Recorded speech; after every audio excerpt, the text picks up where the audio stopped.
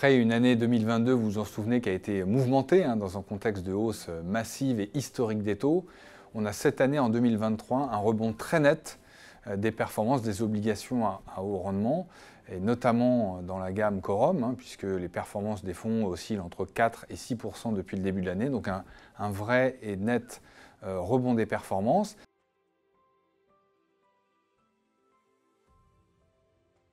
Alors la question qu'on peut se poser peut-être, c'est après ce rebond des performances, est-ce que c'est toujours le moment d'investir? Est-ce qu'il y a toujours une opportunité sur ces obligations à haut rendement? La réponse est clairement oui.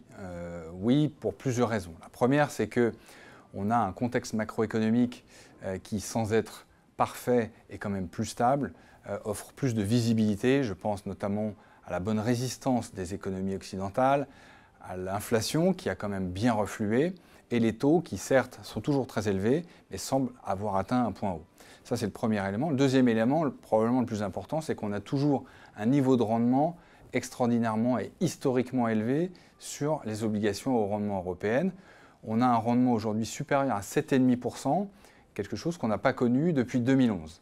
Et cette opportunité, elle est ouverte depuis un an maintenant, et ce qui en fait aussi une phase assez unique de cette classe d'actifs des obligations à haut rendement.